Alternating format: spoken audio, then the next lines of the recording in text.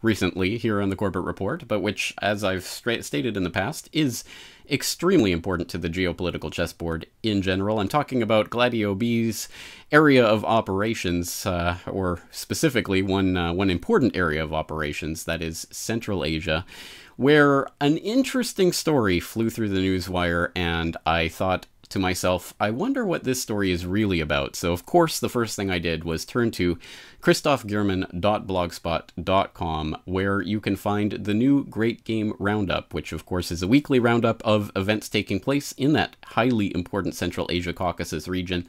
I hope you are reading that blog on a regular basis, because it is full of these types of interesting stories. First, let's bring him up and on the program. Christoph, thank you so much for joining us again on the Corbett Report.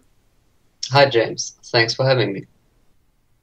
All right. Well, Christoph, let's get into this story. And the story that I'm referring to is an interesting one about a tiff that's taking place between Kyrgyzstan and the United States right now. And basically, Kyrgyzstan has just renounced a bilateral agreement that they've had, a cooperation treaty that they've had with the United States. That's been in effect for over 2 decades now. They've just renounced that treaty because, ostensibly, because the United States awarded a Human Rights Defender Award to Azimjan Askarov, who is currently serving a life sentence in a Bishkek prison for, quote, creating a threat to civil peace and stability in society. And, well, Kyrgyzstan didn't exactly like the fact that he's being awarded by the United States. They say that the United States is trying to cause chaos in their country. A very interesting little story, and I think there's probably more to it than meets the eye. But just to lead us into this story, what is this cooperation treaty? What is the nature of this bilateral agreement that's just been cancelled? The treaty is about tax breaks and about diplomatic protection for U.S. personnel engaged in U.S. aid programs in Kyrgyzstan. Under the 1993 treaty, goods imported into Kyrgyzstan in connection with U.S. assistance programs were exempt from tariffs and other fees, and it also exempted non-Kyrgyz employees of U.S. government or private aid programs from income and social security taxes. But most importantly, the treaty provided civilian and military personnel working with U.S. aid programs in Kyrgyzstan with diplomatic protections. So that means that it's going to be more expensive for the U.S. to provide aid to Kyrgyzstan, and people working with U.S. programs in the country will have to be more careful if they are engaged in nefarious activities. Very interesting. So this will most obviously affect USAID itself? USAID, yes, that is. Yes. And the Kyrgyz government actually named USAID as one of the agencies that is affected by this, by the renouncing of this treaty. Okay, very interesting. So this is not a earth-shattering move, but it is a pretty large move in terms of U.S.-Kyrgyzstan relations. It's not tantamount to breaking of diplomatic relations. There are also no, other treaties. There's an investment treaty with the U.S., so they are still cooperating with each other, but it's a significant step. All right, well, let's talk about the ostensible reason for this. As I say, the awarding of the Human Rights Defender Award to Azimjan Askarov. Tell us a little bit about this character and the award that he was just bestowed. Yes, he's a Kyrgyz human rights activist, and he belongs to the country's Uzbek minority. Uzbeks make up about 15% of Kyrgyzstan's population. And there have always been tensions between the different ethnic groups. And from time to time, these tensions erupt into violence, as we have seen, for example, with the South Kyrgyzstan riots in 2010. And that's where Azimjan Askarov became famous. He filmed the killings and arson attacks and looting that was going on in the south of the country.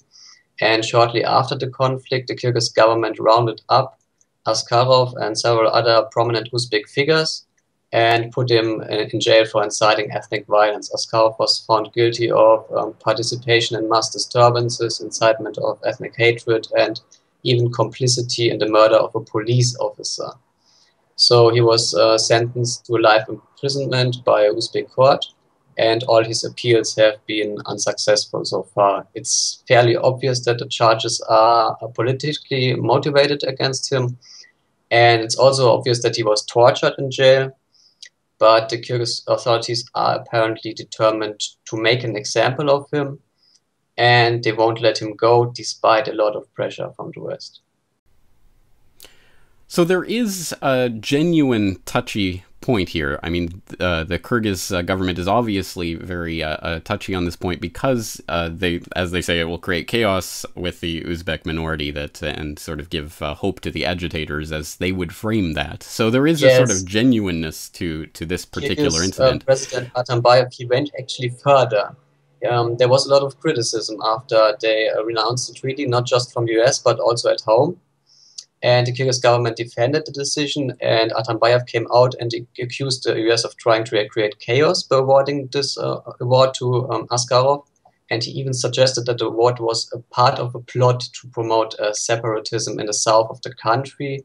And Atambayev revealed that during the 3 years of his presidency, the US had pressured him time and time again to change Askarov's sentence. So he was even implying in the same press conference then that the US was behind Kyrgyzstan's periodic bouts of political turbulence. So he was really hitting all the points that the Russians have been making, for example, over the past couple of years. And as Western media was quick to point out, Atambayev is now fueling Russian conspiracy theories and stoking anti-Western sentiments. And that's exactly really right. In fact, that was the first thing that I saw pop up on the news feeds after I saw the initial story break. Was this is a Moscow conspiracy that's taking place? They got the ear of Atambayev, and they're basically telling him what to do here. But obviously, I think for the regular listeners to the Corbett Report, it will not be a shocking idea that the United States may, in fact, actually be involved in destabilization of a geostrategic country in Central Asia. So, so there's obviously those types of politics going on, but there's also a wider narrative that this can be placed in of a lot of countries that are either exposing various ways in which programs like US aid are really adjuncts of the US government and used specifically for covert operations, and doing something about it. Perhaps most notably, as you note in the newest edition of the new Great Game Roundup, number 106, which is currently up at the top of christophgerman.blogspot.com, Russia has just enacted its own law to basically delist NED. Tell us more about that, and also sort of the broader picture of what's going on here, because I think China is also toying with the same legislation. Yes, Russia has been talking for ages about implementing a foreign agent law, and this has been taking some time, but now they're actually walking a talk. And they have issued warnings to Russian NGOs which have been deemed as foreign agents, and they are now under a threat of being banned. And the same applies to international NGOs which are working in Russia. They have drawn up a list of 12 NGOs, the most famous ones, of course, on the list: George Soros's Open Society Foundation, the MacArthur Foundation, and of course the National Endowment for Democracy, which became the first organization to be declared an undesirable group in Russia, and which was banned from Russia effectively a few days ago. And other organizations such as Jamestown Foundation, Ford Foundation are also currently under threat of being put on the patriotic stop list, which is the list for the international NGOs, and could also be banned from Russia. And what we've seen is that Kyrgyzstan, for example, after they decided to cast their lot with Russia, they have drawn up similar legislation. They have copied some of the LGBT legislation of Russia, and they have also copied the foreign agent legislation. And they're also trying to implement this legislation. There's a lot of opposition in the country to this, and of course in the West also. But I think they will actually go ahead and continue this trend that we've seen in Kyrgyzstan, that they are moving closer to Russia and away from the West. It certainly does make sense, and of course Kyrgyzstan has now officially joined the Eurasian Economic Union, so there's another bind to Russia, and they do seem to be moving more in that direction. And in fact, in order to counter the Moscow conspiracy theories that we were talking about before, Atambayev came out with an interesting statement, basically floating the idea that Russia will have to take its military base and get out of the country at some point down the road, although he didn't put any timeline on that. Do you think that's really just hot air and just trying to cover the tracks, or is there something to that? I think he even said this during the same press conference where he came out and made all these attacks on the US. So I think he was just trying to deflect from criticism, because a few people in Kyrgyzstan have been actually suggesting that Moscow was behind the decision to renounce the treaty. So I think he was just trying to deflect criticism, or sending a message to Moscow that they will have to pay more for the rent of the base. But I don't think there's an interesting story going on here, isn't there? And I think that we really can. I mean, there does seem to be elements of that Moscow conspiracy theory that could actually be happening. There's also the U.S. destabilization of Kyrgyzstan, which I think is also happening. I think there's a lot of different factors at play here, including, as I say, that wider trend amongst a lot of different countries in the region generally to kick out U.S. Foreign NGOs. Again, it's all shaping up. It's very interesting, but let's put it in perspective for the listeners out there who may not have any familiarity whatsoever with Kyrgyzstan.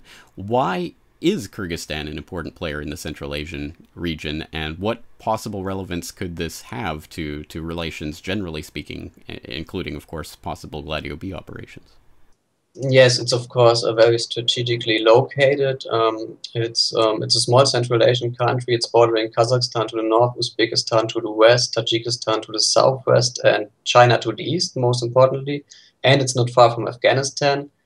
That's why the United States maintained a military base in the country during its operations in Afghanistan, Menas Air Base, which was very important. They used it for all kinds of nefarious operations, meeting with terrorists, shipping drugs out of Afghanistan. And yes, Kyrgyzstan is a very important ally for both the United States and Russia, or has been a very important ally for both the United States and Russia. And that's why both countries have maintained military bases in the country until the Americans were kicked out of Manas last year. And the US has been trying to regain its lost influence in the country, but it doesn't seem to be working. No, it seems to be going in the other direction. So is there another shoe to drop here? Do you think there's going to be a sort of second part to this story, or do you think things are just going to continue simmering the way they are right now?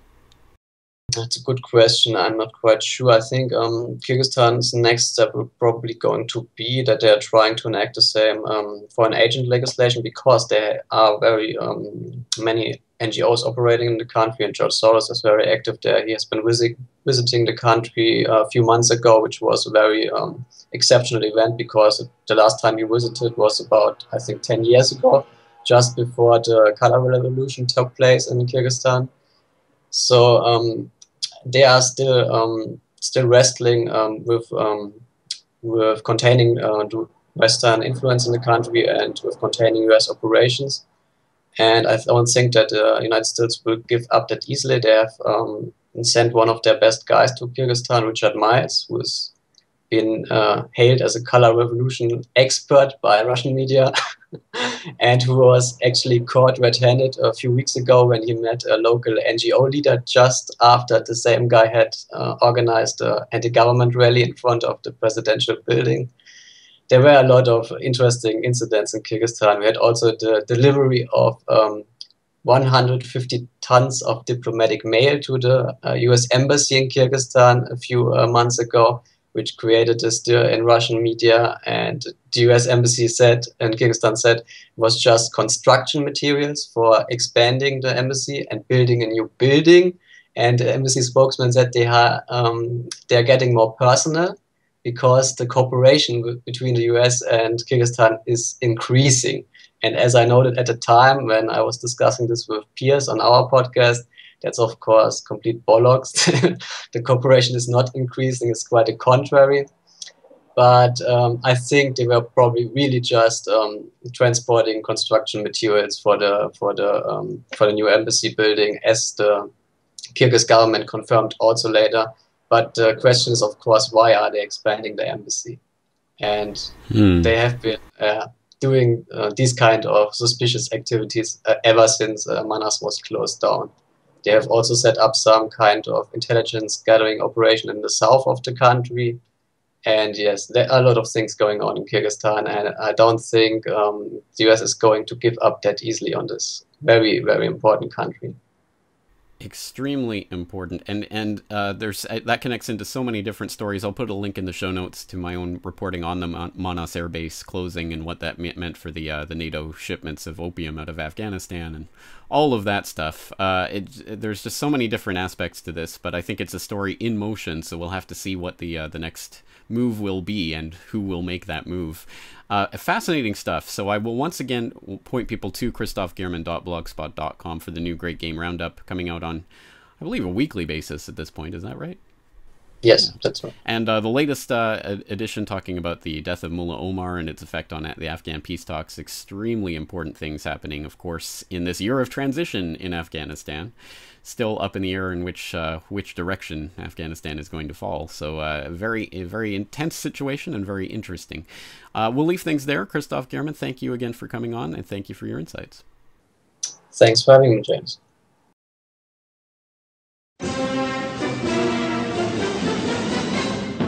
The Corbett Report presents Laughing at Tyrants, the latest DVD from the producer of... On the morning of September 11th, 2001, 19 men armed with box cutters directed by a man on dialysis in a cave fortress halfway around the world. And... Well, today on the How To Podcast, we tell you how to foil your own terror plot. And... But that's called the death panel, and you're not supposed to have that discussion. Shut up, conspiracy theorist. 12 of the funniest Corbett Report videos on one video DVD. Buy one for yourself or share it with a friend. Because the best way to disarm a dictator